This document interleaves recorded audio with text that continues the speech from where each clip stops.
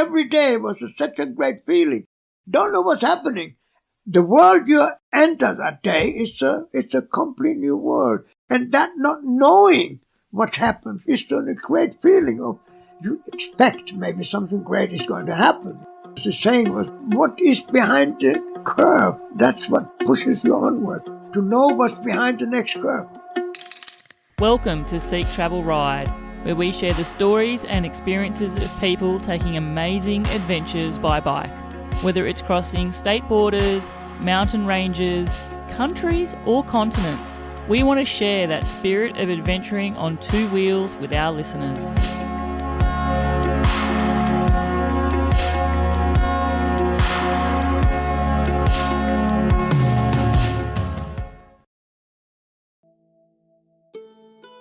Hello listeners, Bella Malloy here, host of Seek Travel Ride. Just letting you know this is part 2 of my conversation with long-distance cyclist Heinz Stücke.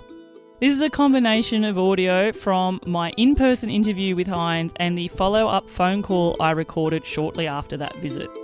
Now, if you haven't yet listened to part 1, I highly recommend starting there for the full context, and you'll find a link to it in the podcast show notes in your podcast player app. In this episode, we're going to get deeper into the mind of the man himself who spent 51 years cycling around the world. We're going to explore what first motivated Heinz to leave home, the way he planned his journeys out long before the internet, and the simple bike that carried him across all those continents. We also look at the incredible work he's doing now to archive a lifetime of journals, maps and photos. It's a task that's almost as epic as the travel itself. And of course, I had to ask, after everything he's seen, how would Heinz Stücke choose to travel if he was starting his journey today in 2025? So with all that said, here is part 2 of Heinz Stücke's story.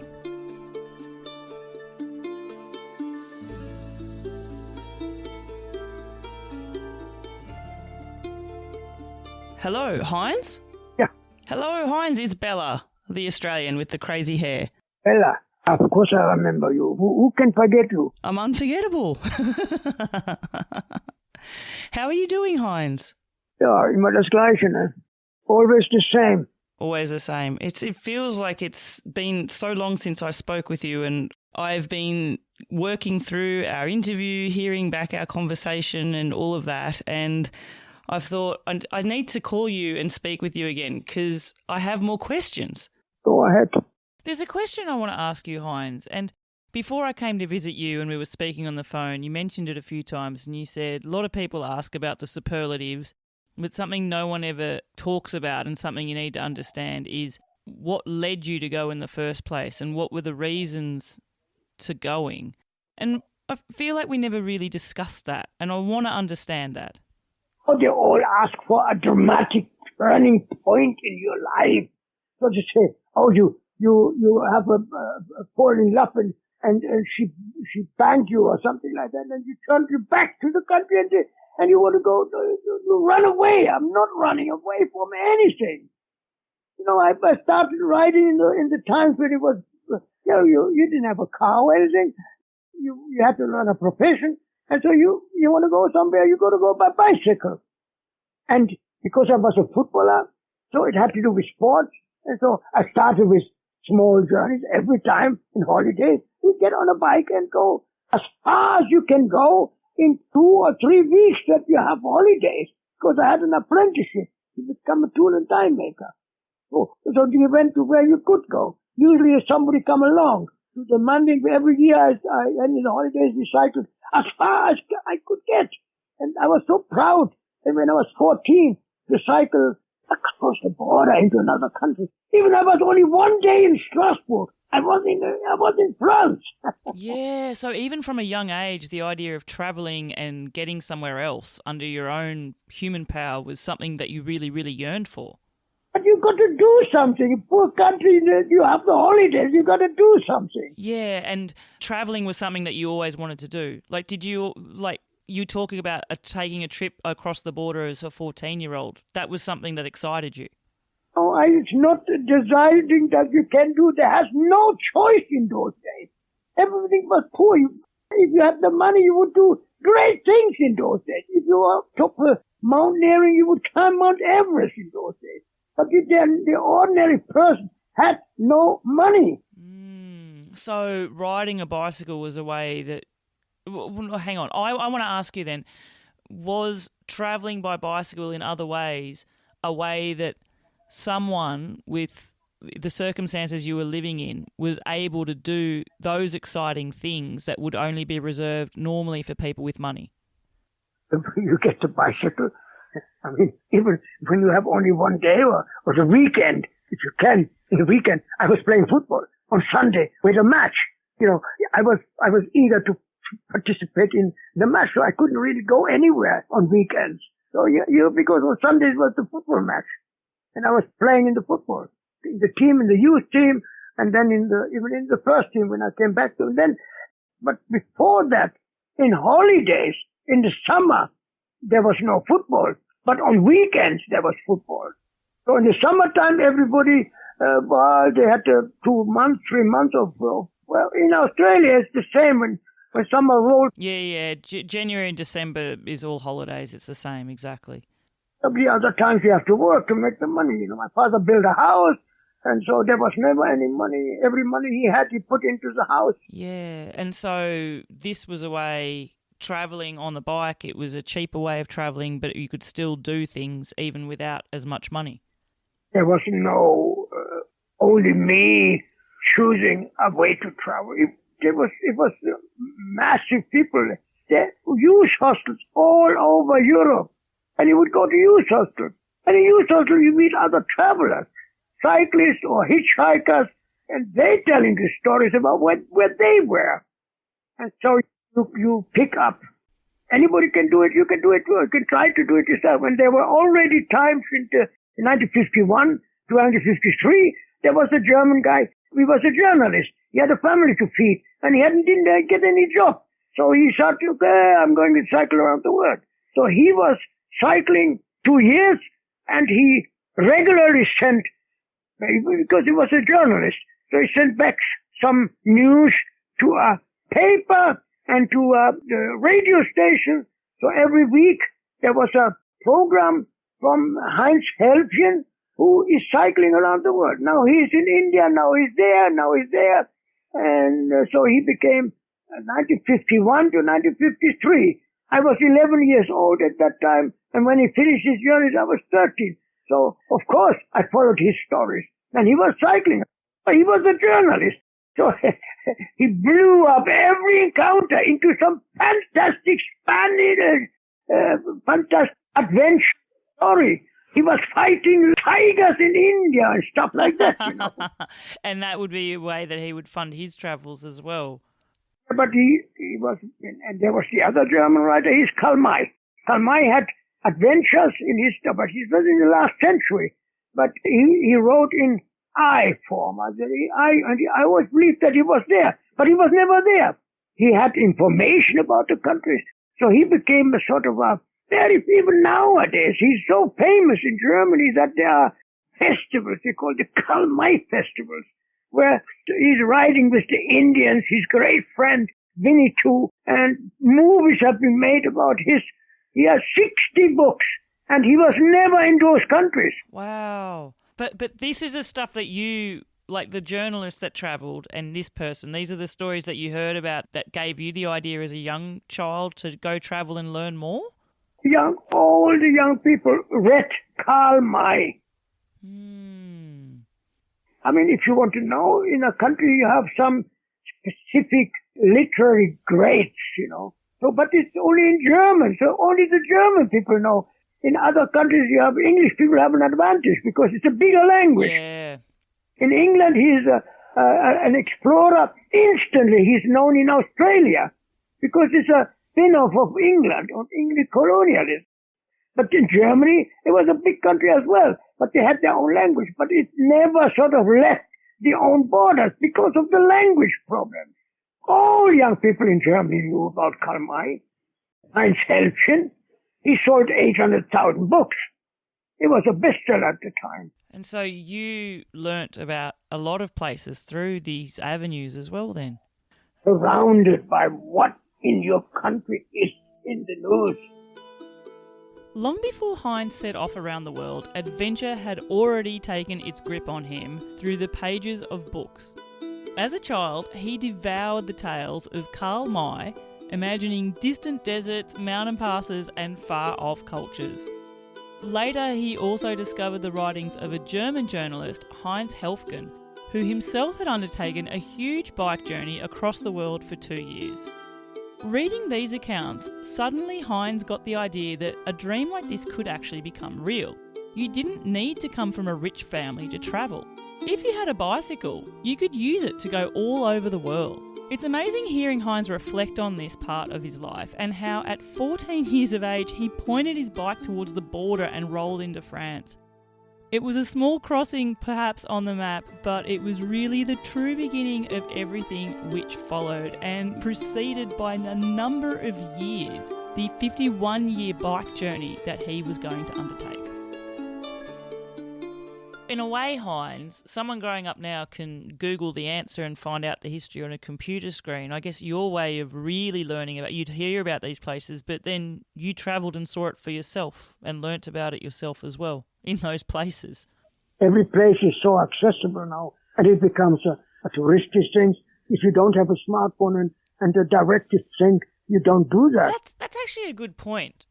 Do you think imagine if you'd started your journey on, this year, the 5th of November 2025, because the world is so much more accessible, do you think you would have had the interest to stay on the road for 50 years because of the way things are? Like the world has changed so much now. The way you experienced it was so much more unknown. There was a lot more mystique.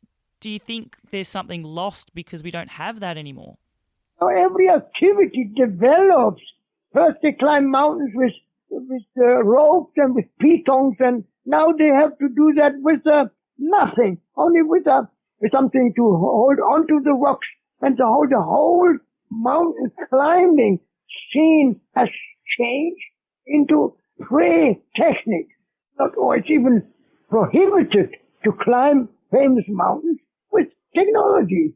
That's the movement nowadays to get back to the original places, on the original ways of traveling.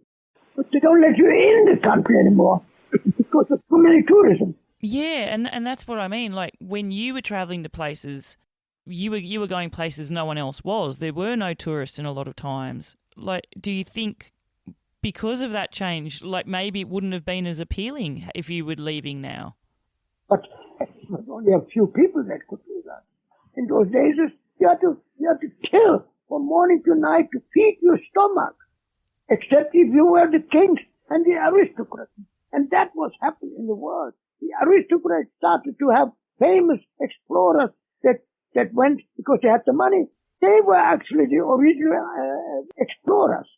All these people in the past, they had backing up, was supported by people, English were, because they had a world power and they had a colonialist country funding the world, and so many of the things developed in Greenwich, for example, the dividing of the world in latitudes and longitudes. It started in England, for example. Except in China.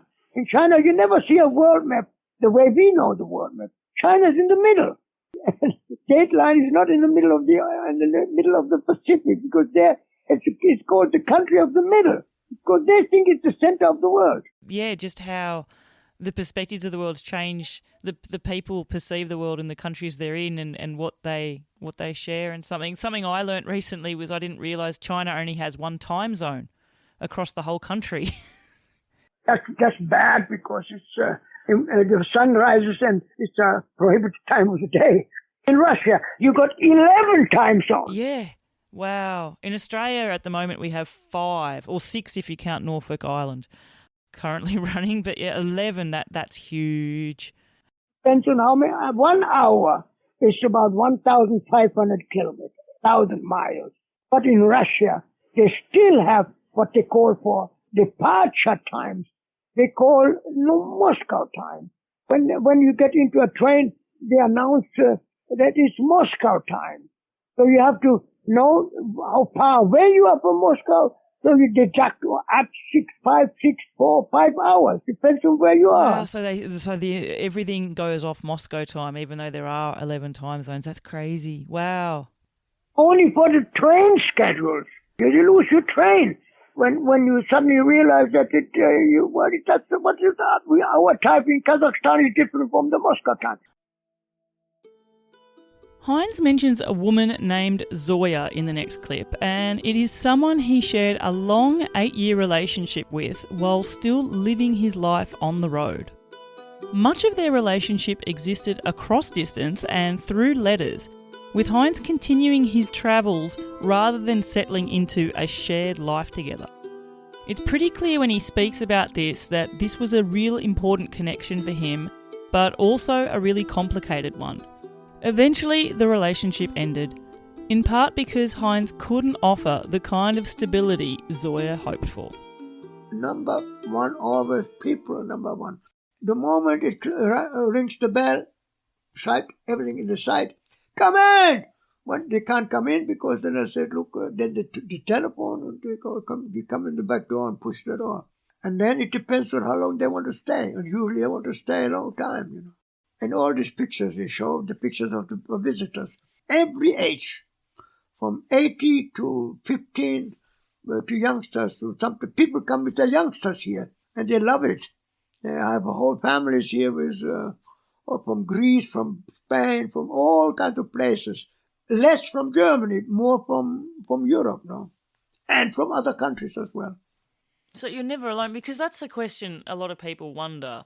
When you've travelled solo and you've been solo doing this type of travel, did you ever get lonely? No, when a soloist, you are free to make contacts. If you are with somebody, you can't do it. Yeah, because he doesn't want to, or do you want alone, essentially, but to travel is essential to travel alone. Not to be alone, you make contacts much easily. And the people also like to make contact with somebody who's alone. However, sometimes if a couple with a child comes, they also have an advantage, you know, because they all have. And how do you travel with a child? Because again, it's a unique thing, isn't it? Yeah. It's and out of the they're ordinary. Also trusted all the time because you have the first impression, and the family with a child, and especially in poor countries, and you come from a rich country, you have confiding. You sometimes expect something in return, maybe money-wise, or you know somebody in the embassy you could contact. There is ulterior motives always, especially when they invite you to the house with the hope to have a contact with somebody in a rich country. I tell them I never returned. They don't comprehend that. I tell them I'm 40 years away from home, you know. And my girlfriend in Minsk, she always thought I'm a millionaire. Because I always tell her, I have no money. He says, if you don't marry me now, it's over. But it lasted for 8 years. The contract lasts for 8 years with Zoya. And because she could not believe when I told her, but I don't have money to make I have no money.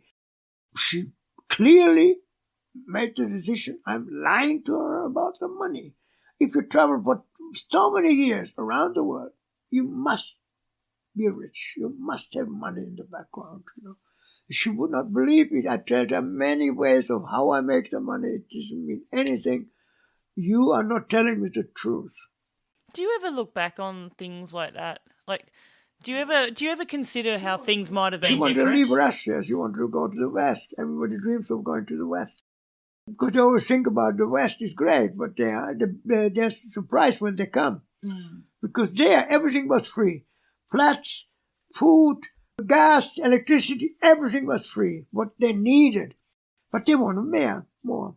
So when they didn't produce bananas, they want bananas, you know. So they go for the West to get bananas. But they realize in the West everything's about money. And then they got to start working and they become slaves of making money, paying for the flat, paying for everything. That's the problem here. You have to work to pay for the things around you. Do you ever think about, you know how we talked about how you went, it was freedom. It was a kind of a necessity to move on. What were you moving on from? It was from brand new world. Every day was such a great feeling. Don't know what's happening, but you're basic. You got the vehicle.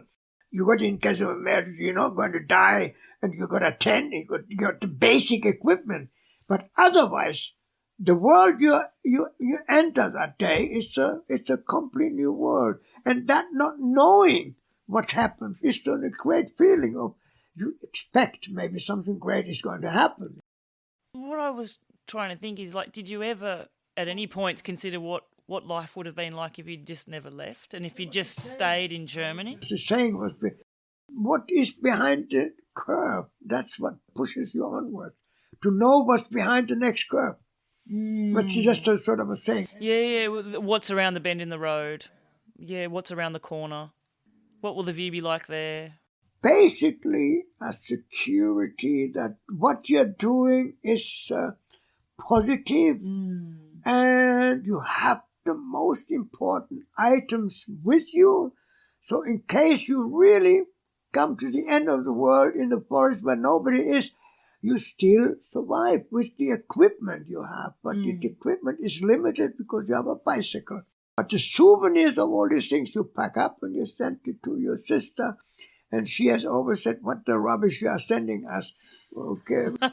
How many packages did you send to her, Heinz? Well, there must be 100 packages back home. She probably needed to have a bigger home.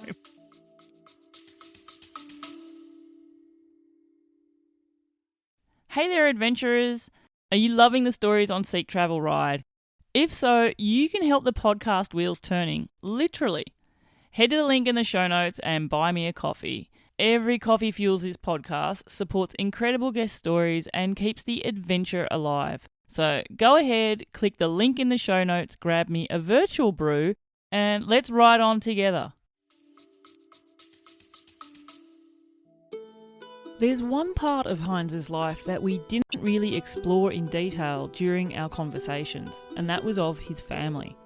Heinz really spoke about them, and it felt important that I respect that boundary. What is known publicly is that Heinz came from a very strict home, and his father held strong expectations about the life Heinz should be living. In 1966, while Heinz was cycling through South America, his mother passed away, and he didn't learn of this until 3 weeks later. Heinz didn't return home for the funeral. That moment, quietly devastating and far away from home, adds another layer to understanding the emotional distance that formed over time. When Heinz left to travel, it certainly created distance, not just physically but also emotionally with the family itself. Over 51 years, he returned only briefly, just a couple of times, and one visit lasting only a single day. Throughout his journey, he sent home countless parcels filled with photos, diary pages, mementos from the road, even broken bits of his tyres. His sister would receive them, and she tried her best to store them, a responsibility which, let's just say, wouldn't have been easy for her. This is all a reminder that a life lived so fully out there on the road for Heinz certainly also carried some ripple effects for the family which he left behind in Germany. I went 15 times around the world in distance alone, in distance cycling, not with other miles and airplanes. You know the distance, 648,000, that's not exactly, probably it's more.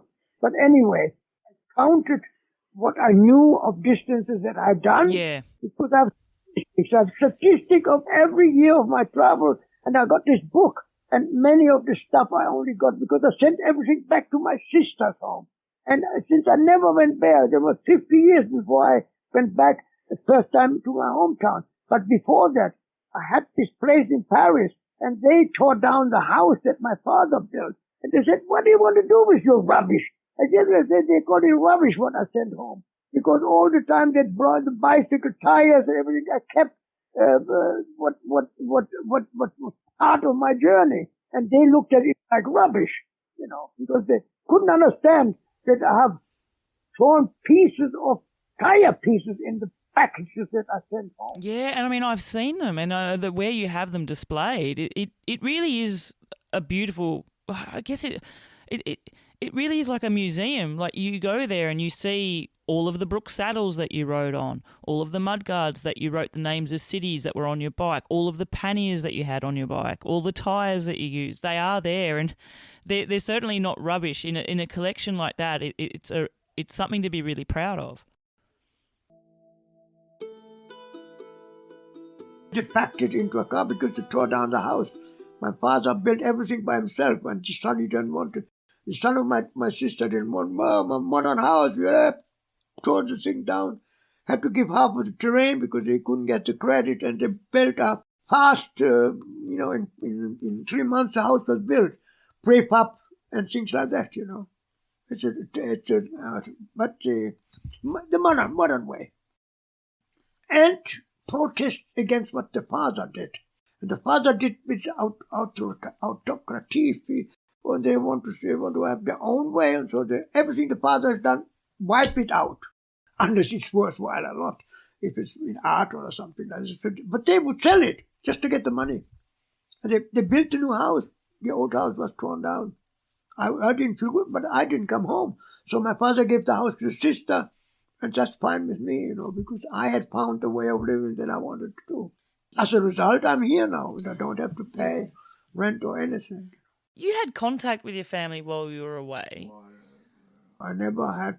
There wasn't. The technology wasn't there. No, so it would have been letters or telegrams or stuff if you needed, right? I got tons of letters. Yep. You tell them in 3 weeks I will be in Paris, or in 3 weeks I will be in Tehran. Send the letters poste restante to a post office. You show your passport, you get the letter, or you get the card. Card postals. Once I sent 1,040 postals to all of addresses I had, because every time somebody goes and see, keep in contact. Okay, I send you a postcard. That's sort of what they say. I will send you a postcard. So eventually I said, look, I have thousands of names in my address book. I show you one of my address books. So I said in Hong Kong, I had a bit of time. And I didn't want to go to nightclubs and things like that. And I slept in the storeroom of the bike shop where I used to come back. I come back from China. So I said, look, it's about time to do your promise, to fulfill your promise. And so I sat there and was writing postcards, 1,040 postcards. I printed them, but it looked like it was my handwriting, but my handwriting printed, a little bit of space for personal notes. And I sent 1,040 postcards. 350 letters came back. And I said at the end of the postcards, I'm planning to make a new booklet. So before you start burning your money, you better send it to me, and then I sent you the booklet. So I sent 350 booklets, and the first time I had a bank account in Hong Kong, in the Hang Seng Bank. And so there are only this operation pocketed about $7,000.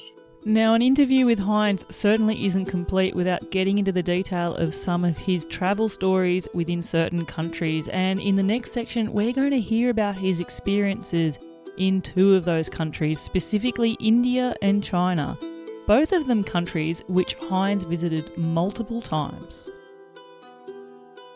Once I had some English language booklets left in India, and I just said, I'm going to try to sell it. For 1 rupee, it's a fraction of $1. I start for the Natural Science Museum in Calcutta, just to get rid of them. In no time, I sold them for next to nothing. And in no time, I was swamped by the people, and all the leftover booklets I had left within a few hours. Now, India is a fantastic country. Biggest population, and they all speak English there. Not all, but educated people speak English. And it's a completely different society, and a different culture, different kitchen. It's one of the most interesting countries. I find, Heinz, whenever I've interviewed someone we talk about who's travelled to India, it's a country I think that also polarises travellers, because I find people either really love their time in India or they don't. I love it and I hate it. What makes you love it? What makes you hate it? Because it's a fantastic, exotic country. All of them, they don't care about Western society. Yes, they had colonialism there, but they They shrug it off, colonialism. It's India and Indian culture.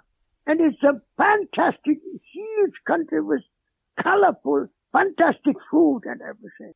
But what can you do when 1.5 billion people want to get a friend with you? It's difficult. Come riding bicycle and you are followed by Indians constantly.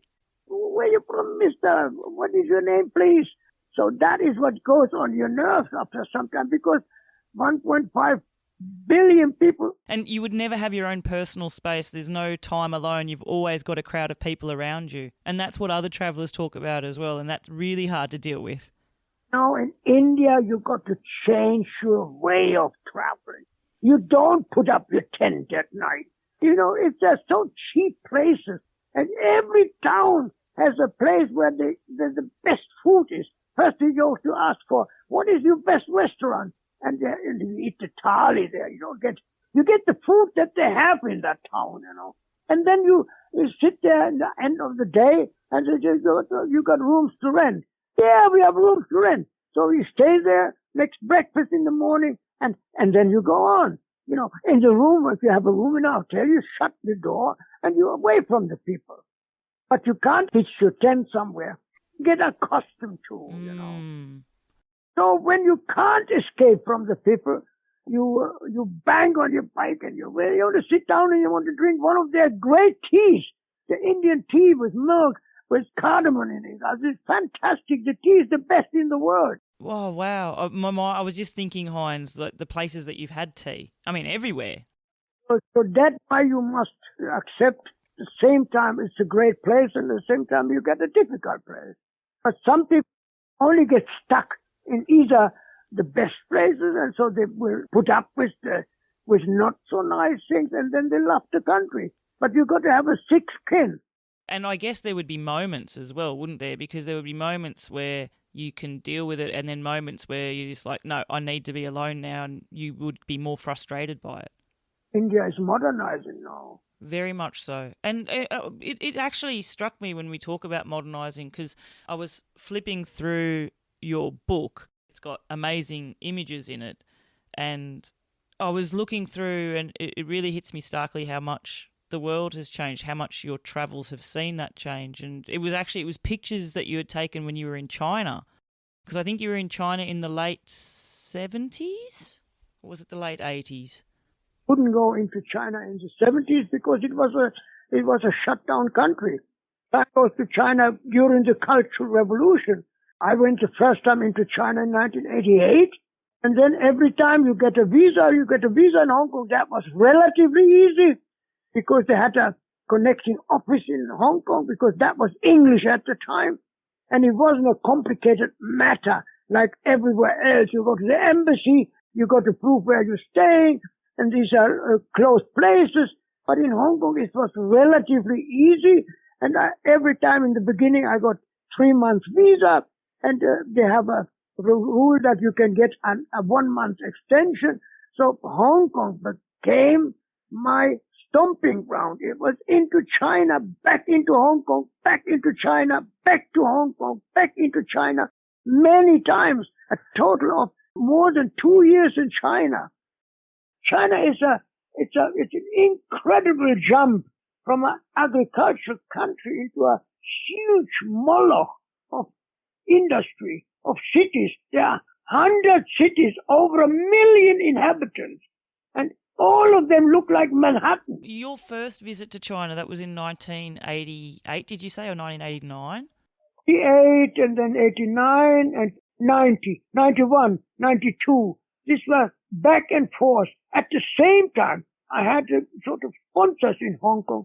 And so at other times, I went to the South Pacific Islands and back to Hong Kong. I said, I went into China and then out to Nepal and back into, then I said, okay, I can have another trip to India. So I crossed India again. I took what it was called Madras. And then I wanted to see some of the exotic places. I went to the Andaman Islands. So I was like 6 months again or 5 months again in India, and then back into Hong Kong and back into China again. Heinz's adventure was 51 years on the road, but he didn't keep moving endlessly. Over the decades, he actually developed quite a rhythm to his way of travel, and he figured out a way of pausing, which actually meant he was never really stopping. In a few places around the world, he created what he called his hubs.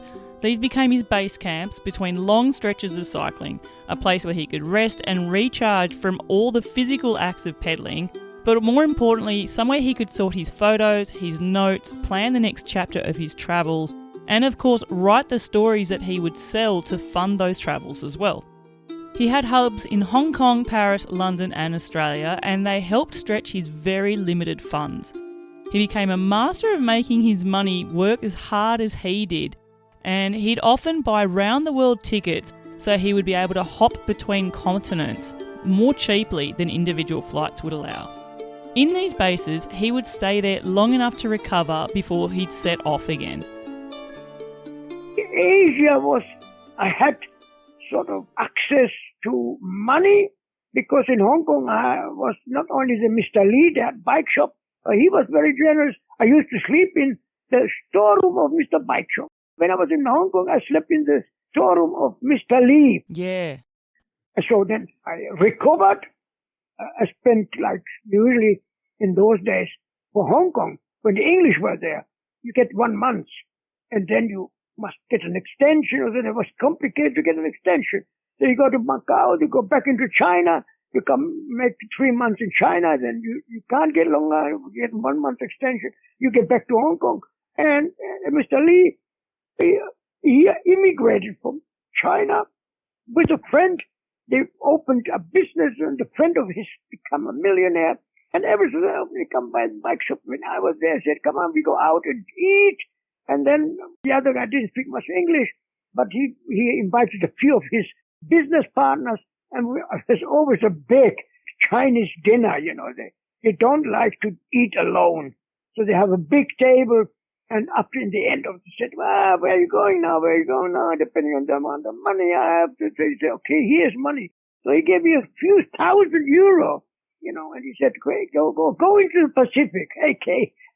So it was all together, must have been 10, 12 years that I returned to Hong Kong. And it was my, you would call it the Drehscheibe. But you know what a Drehscheibe is? What is it? Point from where I spread out in all directions. Sort of like a hub and spoke? Like I think of that in transport, you know, like a hub and spoke train line through a country, like there's central hubs and then from that the lines go all out. So is that a similar sort of term? Call it my stomping ground. It was the stomping ground in Asia. And in London, I had an agent, and London became my place where I returned frequently because there was a photographic agency where my pictures were, and every so often I had to add to it. Until the end, I had 36,000 pictures in the agency.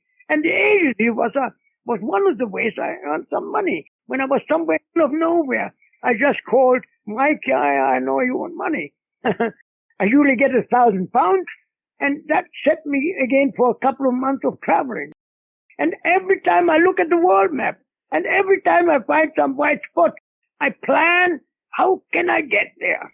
Planning on how to get there and stuff, that would have been really different to do then as well. Like now, Heinz, you know, like we were talking about technology, you'd go online, you'd Google the answer, you'd find out about visas, you'd find out about countries. How did you find out information then? But I haven't, I'm 10 years back. I don't really, 10 years ago, the way like nowadays it is. At the central points, you know, I go London because of the agency, and Paris because somebody gave me a flat there.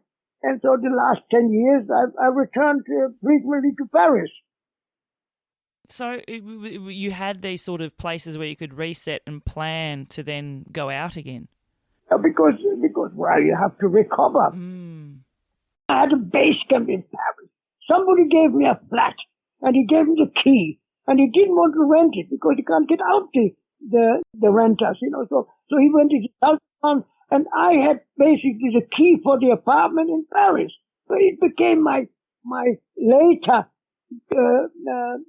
center, return point. That was Paris. Paris, London, Hong Kong were sort of the turning point. And Australia, I beat the family in Melbourne. And every time I had to get around to all tickets in the world to collect last places. And I mean, that was the Pacific Islands. And I mean, I didn't particularly like to go back to countries where I had traveled extensively. But when I got these tickets around the world, because that was a good deal, I could stop in so many places. It was called One World Explorer Fair. And you had 1 year, the ticket was good for 1 year. It was 20 airlines or 15 airlines joined in this program. You could use any of them, and you could choose 3 continents, 4 continents, 5 or 6 continents. And you could stop in every continent, and you had to go around the world. You couldn't return. And I had many times, not many times, but 3 or 4 times, I had one of those tickets around the world. And that's why I connected Australia in the ticket every time. And then when I said, okay, Australia, I got to do 12,000 kilometers a year. So when the flight passed Australia, I said, look, where haven't I been? And so I went, Tasmania. So I got to go to Tasmania. and that's how I functioned. Later it was to cover areas that I hadn't seen. Yeah. But with a bank account that had no limit. I had always to look at, well, do I have the money to do that? Yeah, and how do you fund it as well? Listeners, if you've ever done a long day on a bikepacking trip or a cycle tour and ended up sitting on the ground, in the grass or on a rock, well, you know the value of a good camp chair.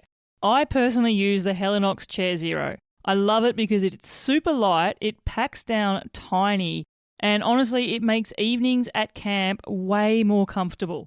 Now, I don't have a discount code for you, but if you're thinking of picking a camp chair up, hit up my affiliate link, which you'll find in the show notes. That will help support me and this podcast out at no extra cost to you. Thanks so much, and now back to the episode. Did you ever feel, Heinz, like clearly the decision to keep travelling, that was the right one for you, and you're still travelling now, you said? Well, it's what you are. A musician makes music until he dies. A painter paints when he can live from it. He paints. That's the satisfaction that it comes out of you, and you are the creator, and that's what is satisfactory for people that can do it and are good enough in what they're doing. It doesn't matter if it's football. If you can make your money, then you are in football. So it's with everything in life. Most people, 80% of people, can't do it. So they have to be in the industry. They have to be a repetition. They have to learn the repetition, and then they sit on the assembly line and do screw 1,000 times a day. The same repetition over and over. But that's how you couldn't make a car from the beginning to the end. A person itself. So it's only possible by assembly lines where everybody. Well, now they have a lot of technical systems. You wish to ensemble machines coming all over, but you still have people that use repetition. The same movement 8 hours a day. That is bad. But it's no other way. Whereas the way that you have lived your life, no day was ever the same. No, because if you learn a profession, now the profession is something different. It's some kind of artist. If you're a carpenter and you work on a house and you have to design fashion in the house, it's satisfactory too. It's the assembly line where 90% repetition is. That's the bane of mankind. It says, you know what the bane of mankind is? Repetition. Everything is always the same. Nothing changes. But perfection comes with repetition. Do you think you've perfected travel? Perfection means every movement you do 10 times, you get it right. If you do it the first time, the glue goes off. The ring is on. Somebody does my work, and I tell him exactly this is the way how to do it. The glue 3 times, 2 times, paste that, and he doesn't do it. He mucks it up. Yeah. But he does it 10 times, the same movement, it gets better and quicker. I know this is a subjective question, but would you say you've perfected bike travel, through all the repetition? Because you're an artist, that is your profession, though, really, didn't it? Perfection is to survive in looking what I have done with my life.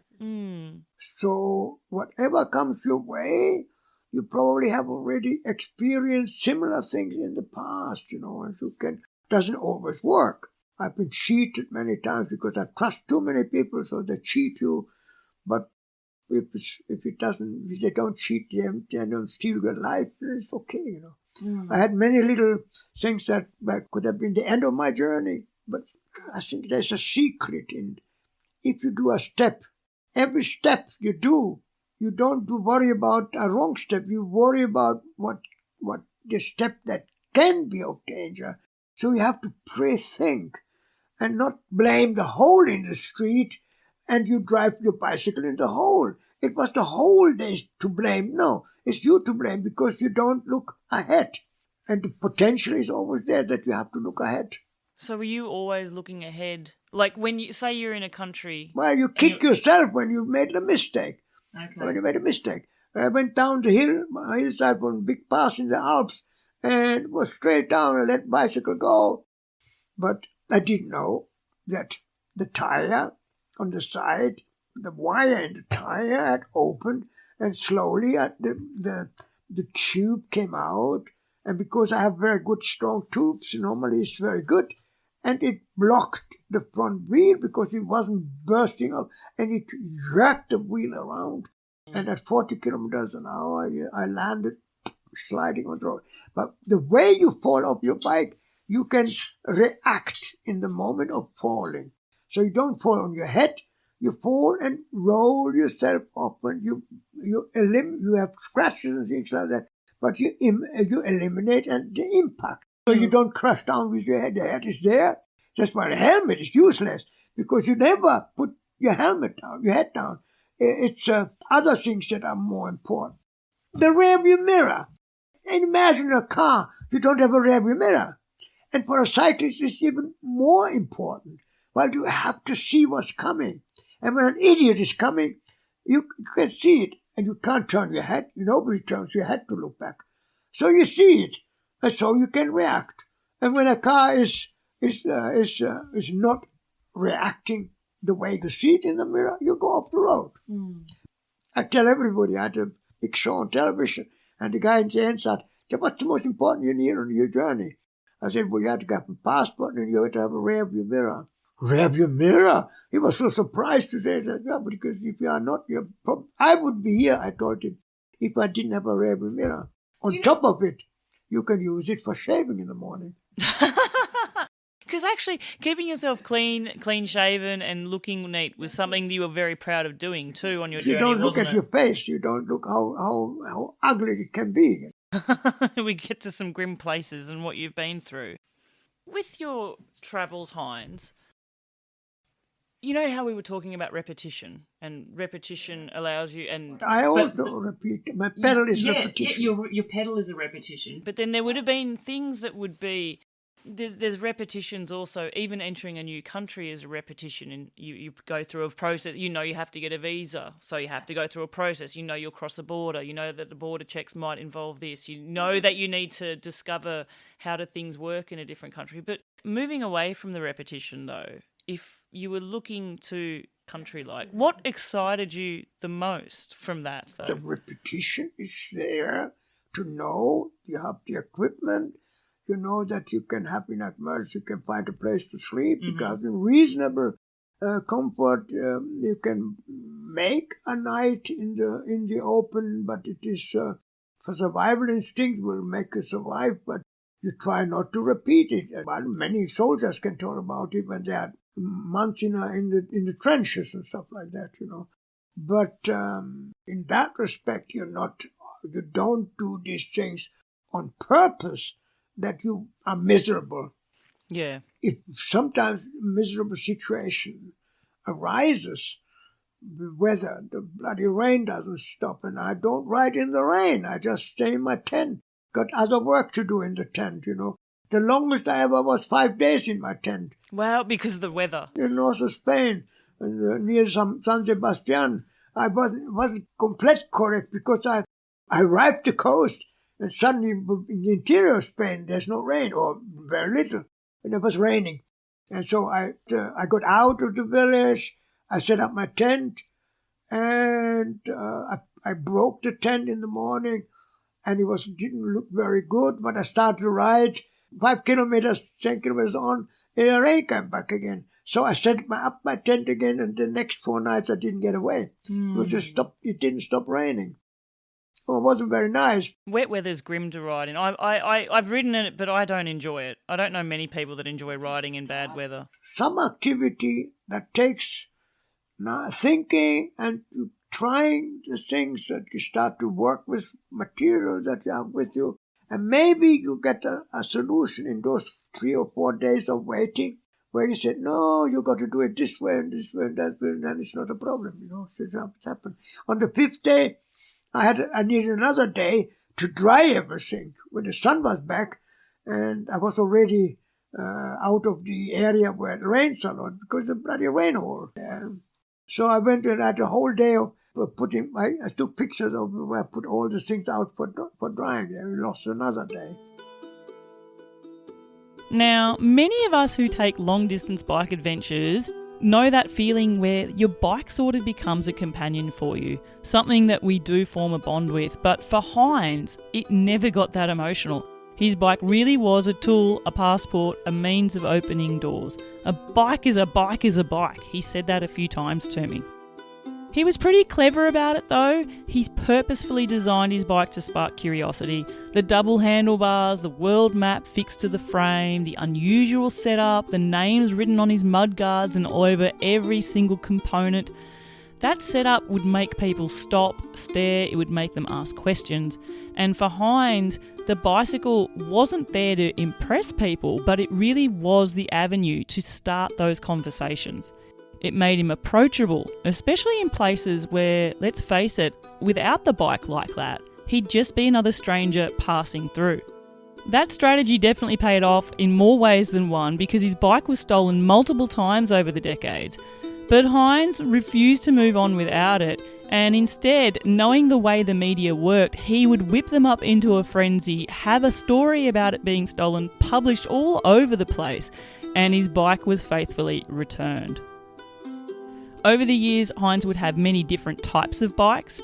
He used the same steel bike for the majority of his journey, and then he did transition to different types of folding bikes. He used a Bike Friday for a while, and in the later years he used a Brompton. But he still had some basic principles there. The bike was basic, it barely had any gears, he didn't care about speed, and it was loaded up to the hilt. Your house is set up the way it is. It's like a museum in certain rooms. And does that give you a sense of pride as well, that people come to you to hear these stories? First of all, always people are number one. I always have to have time for people. People are number one, yeah. And I feel that now speaking with you. When you're traveling, it depends on the day. It depends on the situation of every day. And because people in the middle of the day or somewhere at 10 o'clock in the morning, somebody sees you riding somewhere, they're coming up, stop and have a beer together. Then you sit the rest of the day with the guy and drink beer together. Because it's that the encounters dictate your time schedule. Or that encounter with the country. So you encounter the country and you get yourself smart about the country. And that is your background. And then in the country, it happens to be people. That's your own kind. And so the people are more important in the country than anything. Because it's the same that you are. You're coming from another country, another language. But in the country you are, you have to deal with people. And that is what is important. And you got to have time for them. It doesn't matter what schedule you have. It's except if you have a flight and you meet somebody 1 hour before your flight. You say, sorry, I have to go to flight, But people were the most important thing to you, because I think that's the other thing. Because a lot of people could hear about you and hear that you're on the road for so long and you're on your own and think that you want to be away and on your own. But in a way, you didn't ever feel like you were on your own because you're always seeking out connections with people. Bella, you don't meet people normally because you're just one of the other ones. But when you have something that catches their curiosity and you are open to them, that is when people. And you have to have something that gets the what is this guy? That double handlebar, what is he doing? loaded up bicycle, and you have a friendly face. Yeah, and you made your bicycle unique in a way for people to be more curious about it as well. In fact, your bike was stolen a few times during your travels as well, Heinz, and you thankfully always got it back, didn't you? Yeah, because I never moved on. I set the word in. I went to the media, and they did like the story. They always are interested in a story. So this guy is cycling all his life. He has bicycles sold in our country. So they move the world that they get known that is the bicycle. It is a very special bike, and so it's the media that helped in getting the bike back. And I wouldn't travel on if I didn't get my bike back. And I guess, like, in a way, your bike was a constant for you as well. Like, it would be, I know I've read in places how you don't care for fancy gear and equipment and stuff like that. It was more the utility to be able to travel, and that's how you viewed your bike. But surely there must have been, like, you would be really close with your bike too, right? It's a special bike, and it's my passport. It was my passport, not because it is a special bike. It become a special bike because the bike different from the other bikes that normally run on the road. And so you get the attention of the people. Yeah, I can understand it from that. But what I mean is how the bike is special to you. Like, it would be like a constant companion in a way as well. I'm not emotional about that. Okay. Yeah, because I did wonder that. Like I have a favourite pair of shoes, for example. I put them on and my feet feel great and I love them. And I hate it when the grip goes and I can't wear them anymore. But your bike travelled with you for so long, but you still view it as just the utility. A bike is a bike, okay? Yeah. And so you don't make it a Rosinante. There are cyclists around the world, they call their bike Rosinante because it's the Spanish of the famous Don Quixote of Spain, a guy who fought the windmills. You know, the Don Quixote, the famous story of Spain. I know what you're talking about. But to you would never give your bike a name. It's just a bike. A bike is a bike is a bike. It's a damn bike, but it carries you. But I have no emotional ties to the bike, my God. No, so you don't feel emotional with the bike. And I guess in a way, when I think of your bike, because I've seen it, it's quite unique. And I guess the most important thing for you with the bike, that it was dependable, that you could rely on it to do what you needed it to do. Because it's logical. I noticed that the bike will catch the attention of the people. So when the bicycle looks different from other bikes, you catch more attention of the people. And when you get attention of the people, you get the invitation. But not because of the bike alone, but it's the starting point. It's a conversation starter, and it's a connection to the people, and that's what you took your journeys for. You don't understand how I function. Then I know the people who are show interest because I see them standing there, but they're too shy to approach you. But the bicycle is what they look at. And I know when I see the looks of them, I look friendly back. And they say, hey, the guy is not that. He doesn't do his thing. He's maybe approachable. And you got to be the person who is, but the bicycle catches the attention. And I guess it still does. Not just a bicycle. Then you have the world map on the bicycle, and routes are made in the bike on the world map. And most people travel talk mainly about the well-to-do countries. In India, you don't want the curiosity, because you're always swamped by people. Oh my gosh, yeah. If anywhere that you wanted to be camouflaged, it would be there. Even without a bike, you would draw their attention there. You would stick out. Bicycle is my passport. The bicycle is your passport. Are you going back to your place in France? I will, yes, absolutely. Well, it's a long way from France in the Pyrenees to Hilversum. It is, but you know what? I have a bicycle, and that's a passport, and that's the way I can get there. You can have many routes through Germany. You have many routes through Europe. You can go the Eastern way, you go the East Bloc countries, you go the Scandinavian countries, you want to reach the North Cape. Many people make a trip to the North Cape. And maybe from Cape Town to North Cape. Yeah, many people do, and I've interviewed many people who do. You're right. There's endless roads, endless possibilities. There's lots of good ways to get to everywhere. And as you said, the bike is your passport. We spoke a lot about maps, real maps, the kind you unfold across a table and trace your finger along, imagining what's behind that next bend in the road. Heinz never navigated by GPS, he navigated with a paper map and curiosity. Contour lines and tiny dots on a page which represent villages most of us never think to visit, or should I even say, most of us don't know exist. I'm convinced that if he was still riding around the world today, he'd travel much the same way, with a paper map in his back pocket, a pencil behind his ear, and his next route would probably be drawn out by hand. There's something beautifully grounding about that, because he was recording his travels, archiving it in a way that demanded presence, patience and attention. Being Mr. Analog wasn't a limitation for him, it was his superpower.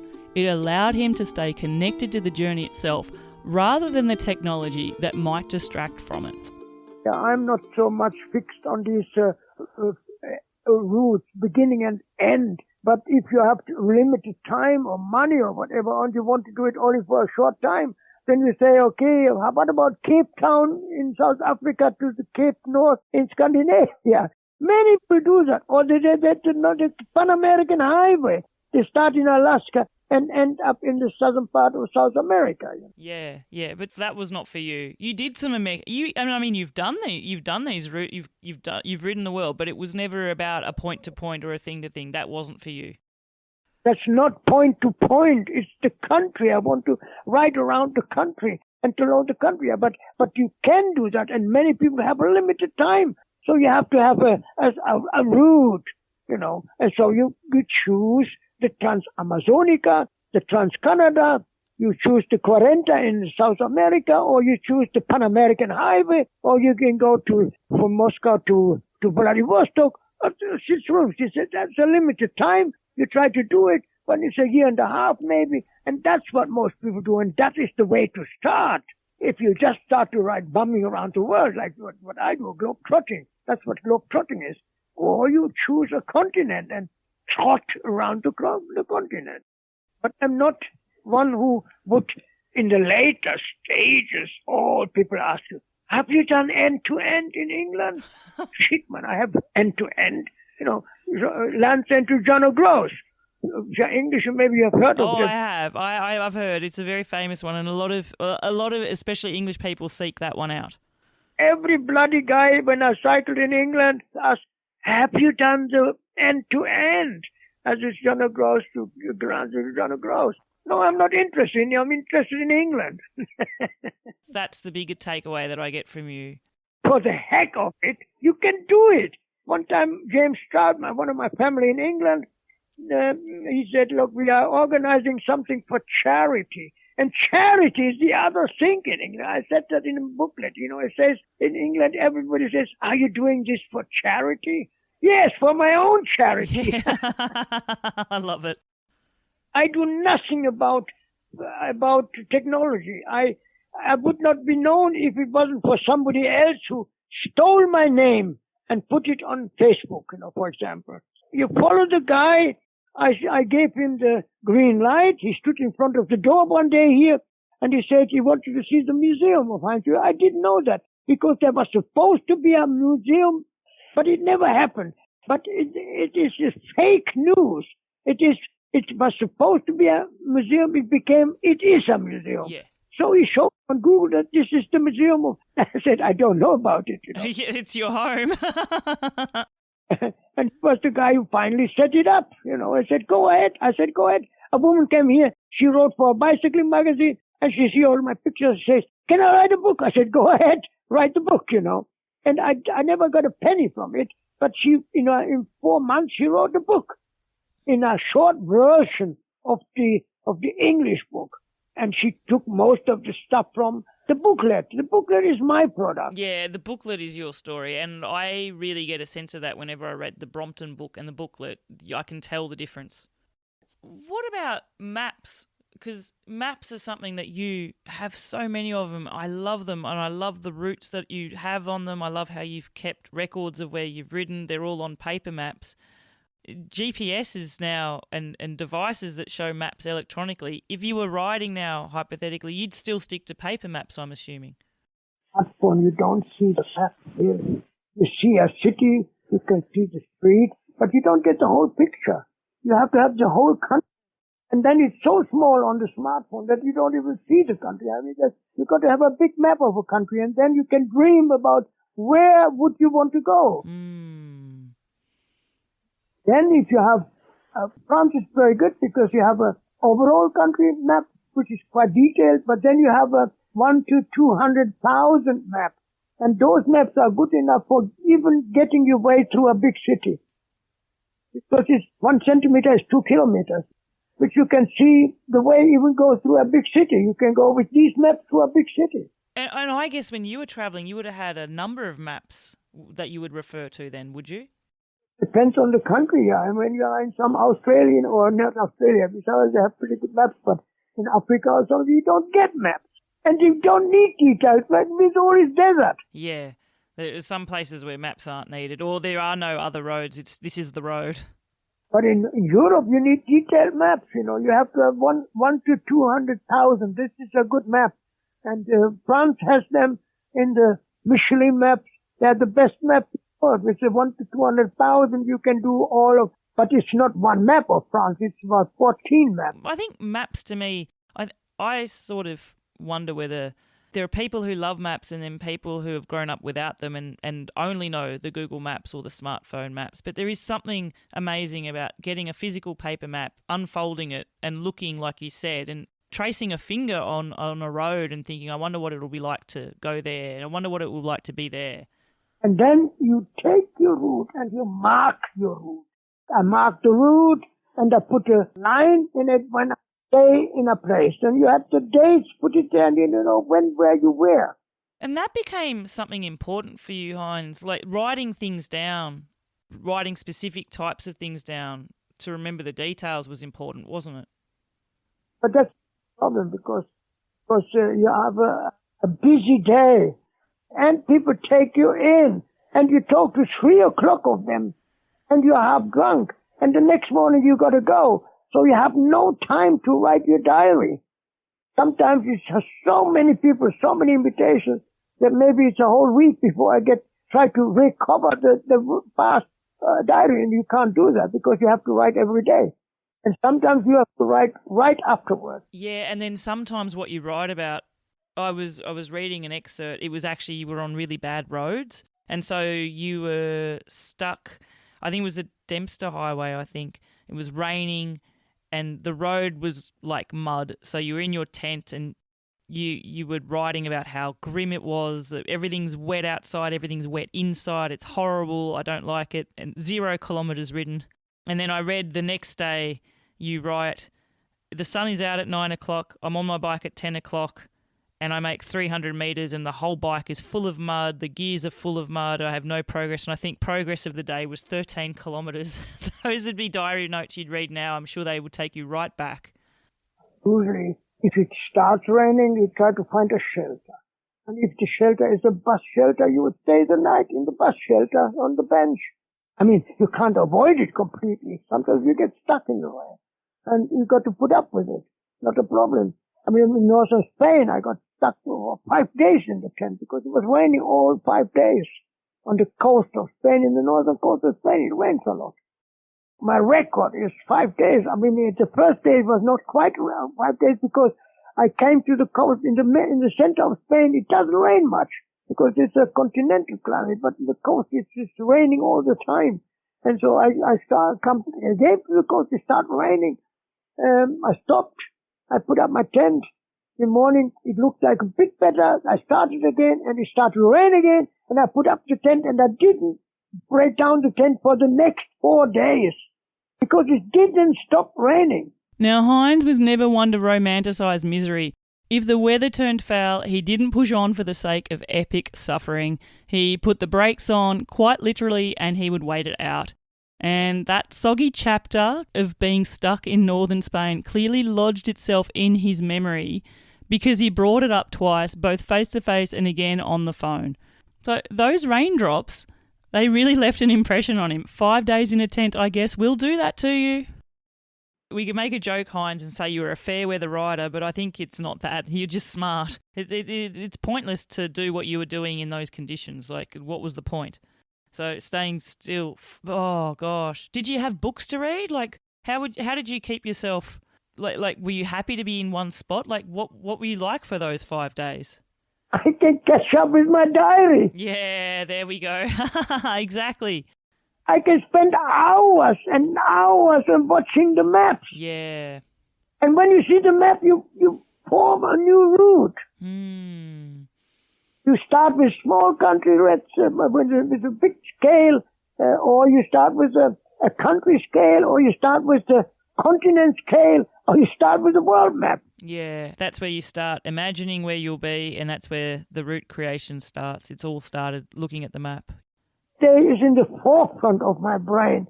In the middle of the brain is the next few weeks in the country, and in the back of the brain is the world. And, as we were saying, you're still travelling around the world now. Like a cow who eats the day and digests in the night. It's important to acknowledge here that in Heinz's mind, he never left with the intention of setting a world record. In fact, milestones, numbers and firsts, none of that was what pushed him out the door back in 1962. He didn't leave Germany thinking, I'm going to be the person who cycles the world longer than anyone else ever has. He simply wanted to see what was around the next corner and then the next one after that.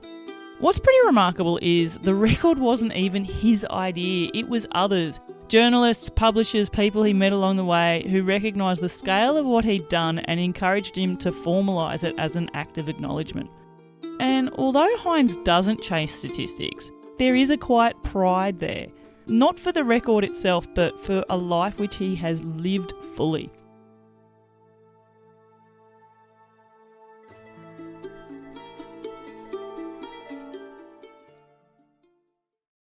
Heinz, there's people who know your story and are inspired to take long adventures. Whether anyone will take an adventure as long as yours, who knows? Maybe, but there are definitely people. I've interviewed people who've been on the road for decades. Because it was Nikolai. He was here. Yeah, Nikolai Bangska. Yeah, absolutely. He was trying to break the record, 7,000 kilometers with the kick scooter. Yeah, his kick scooter. Yeah, and he knew somebody was there. We had done so many kilometers, and he was still missing the record, because to the record you get recognition. A record is recognition, a Guinness Book of Records, and so he especially made a trip to New Zealand to add to the mileage he did with the scooter, and so to reach 7,000 of more than somebody else had done it.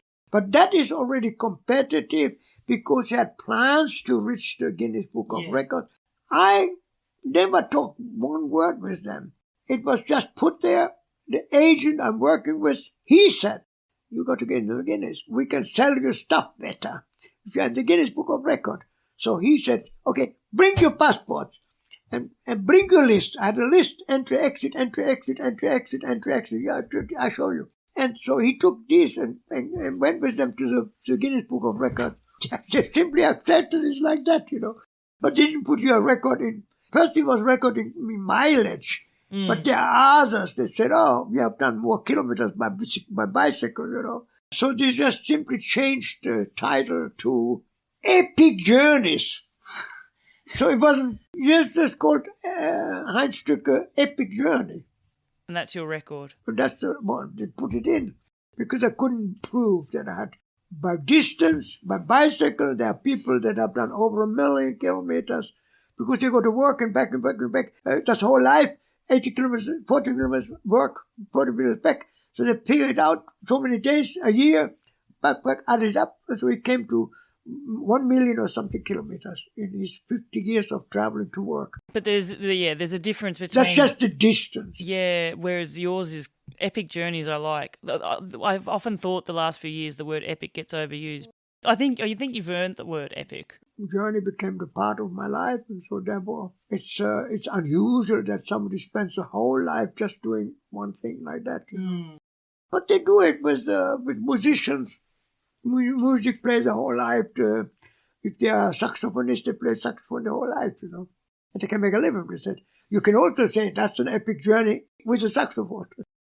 But epic journeys, you can't refer to journey over land, and over roads and over different countries. And experiences within that as well. And then you can start with all the countries, of course. You have to have all the countries before you even talk about it, And then you have to go to 90 or something territories and commonwealths and stuff like that that are not proper countries. To qualify. But I have stopped they have really people in there, they have done 1,280 destinations in the world, So I didn't know that, but somebody has a list.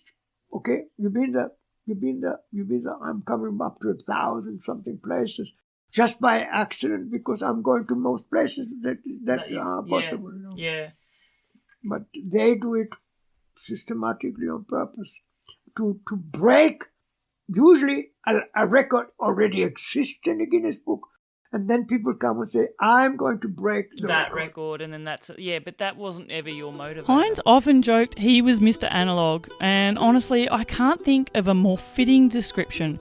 Everything about the way he travelled, documented and remembered the world was rooted in pen, paper and film. For over 5 decades on the road, Heinz didn't rely on emails, smartphones or digital backups. His story exists because he wrote it by hand day after day in small notebooks and on the backs of paper maps. When I visited him, I saw it with my own eyes, stacks of handwritten diaries, bundles of letters he'd exchanged with people he met on the road, and thousands of printed photographs and slide films, catalogued in his own meticulous system. No cloud storage, no Google Drive, no digital trail. His memories live in the physical things he touched, carried and created. Anyway, it's difficult to understand how I function, how I tick. Very difficult because nowadays I didn't know what I would do and if I would start the journey nowadays. If I would I use the technology or would I insist on using a fixed pignon? You know what that means? What? Fixed pignon is a bicycle without gears, and you have to pedal it. There is no brake. Oh yeah, like a fixed gear bike, absolutely. Oh, you call it a fixie? Yes, a fixie. Yeah. And you can't stop pedaling. I got a friend here. He comes regularly and he rides a fixie. Yeah. He lives in Bochum, and in the Ruhr area. He comes with his son. And he's very, very nice people. You were saying people don't know how you tick and what you know. Do you think you'd use technology? I can talk to you on the phone. Yeah. I can be completely wild. I would be growing a beard and would live in the forest, People have to do, but I'm in a society, but I don't use jumping from one continent to another by talking now. Normally I would have not considered it because I got only a fixed telephone number. I do wonder though what you would do in terms of now. How would you travel now?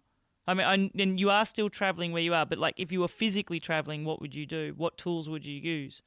Some of the technology, I use the gears, of course, on my bike, but with 3 gears, I'm quite happy with it. And the bike is, if it's a sturdy bike, it's a heavy bike.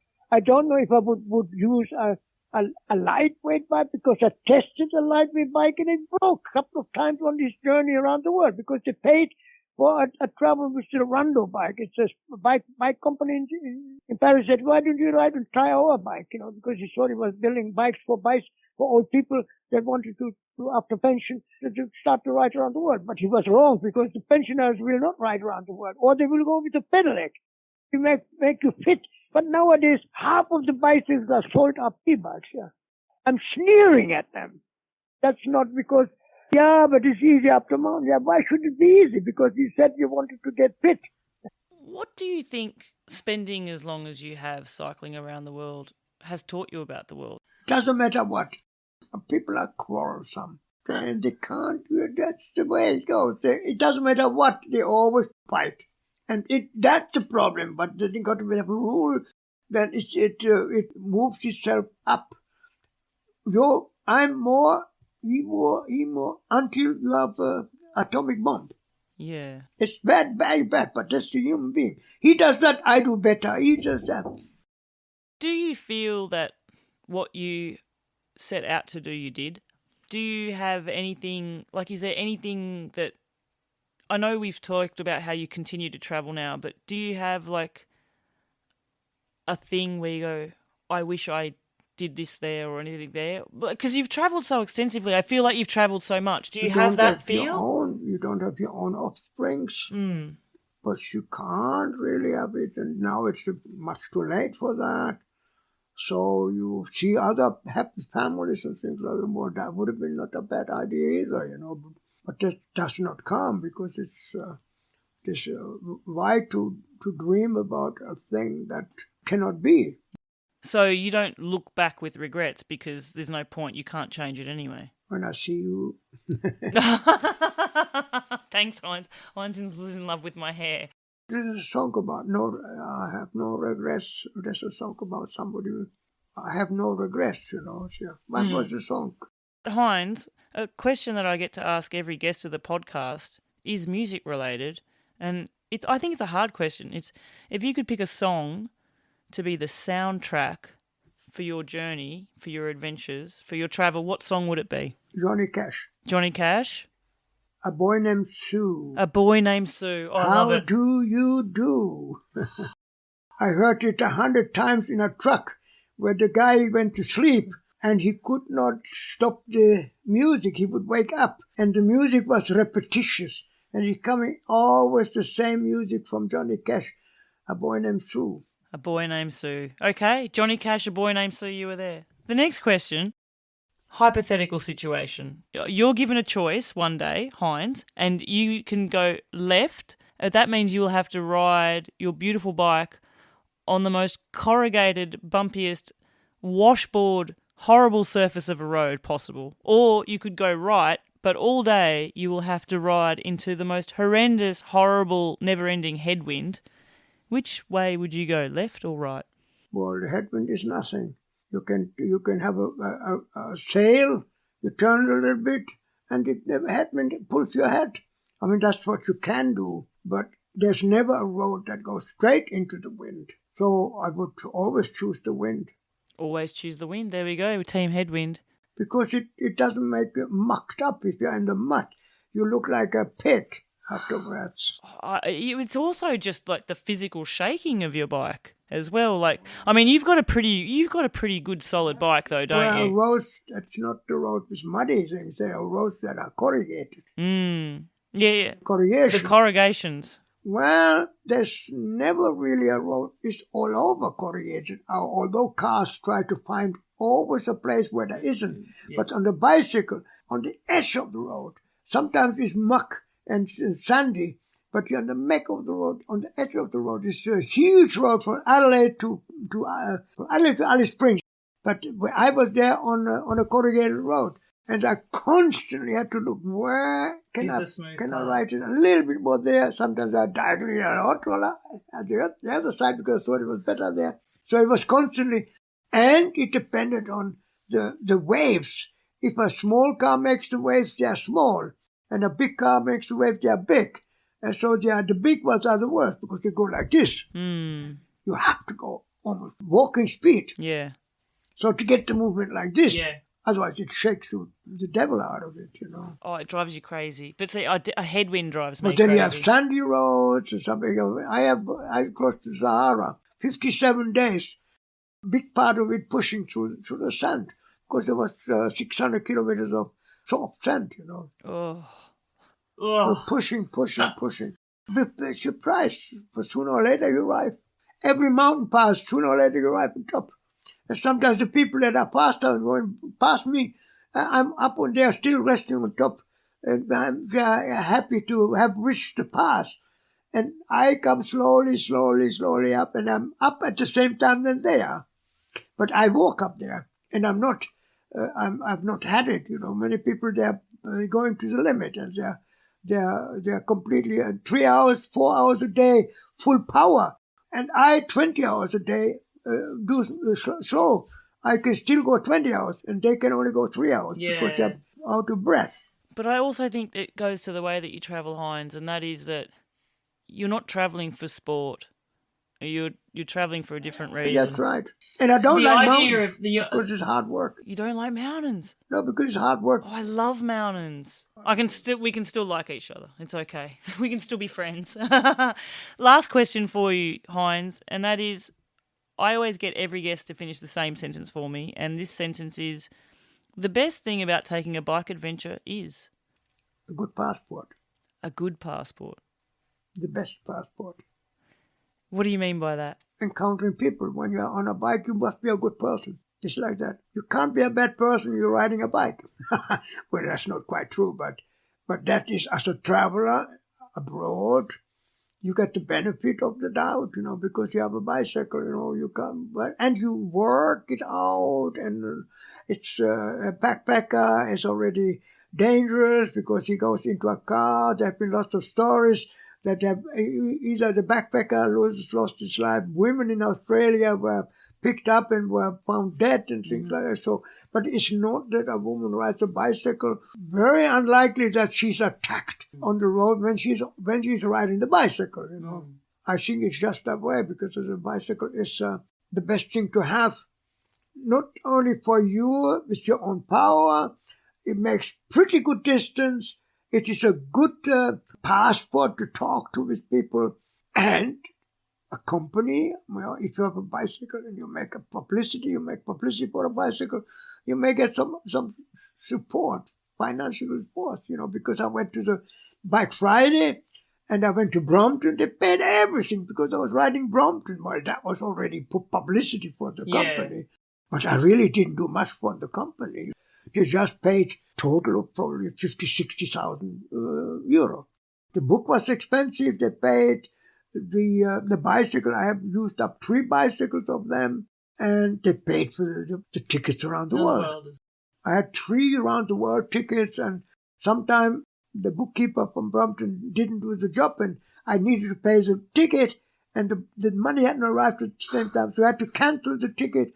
But I had enough money to take the flight. I took a flight to Buenos Aires, and then I went down to Ushuaia, and then up to Carretera Austral, up the Chilean side. So there is an alternative, which I can pay for what I have. But the around the world trip would cost 3,000 the ticket, and maybe some more in spending money. So I had to ask for about 5,000 from the company, and they would pay that, So I said, okay, I do.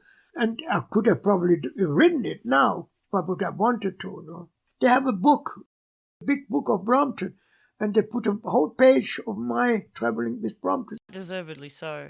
And I had a presentation of the book, was in a famous science museum in London, under the bridge. You know the Science Museum in London, under Tower Bridge? And we had the presentation there. The book was presented in the museum. But unfortunately, only let 100 people in there because there's some law. Not more people with danger. I love that. So many people were turned away. And I sold, everybody bought the book, of course, but that was done with the company. So I didn't get the money, the company got the money, But, so the bicycle is very important. And it's sport as well. Yeah, but I have learnt you are indeed a storyteller. You have many conversations that we could go on.